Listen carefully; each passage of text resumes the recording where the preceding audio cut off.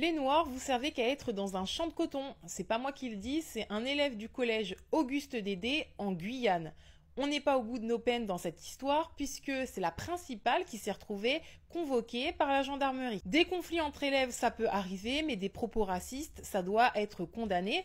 La principale a simplement fait son travail en demandant à l'élève concerné de faire une lettre de réflexion, sauf que l'élève en question est le fils de 2 fonctionnaires venus d'Hexagone et que ces derniers n'ont pas apprécié qu'on rappelle à l'ordre leur enfant.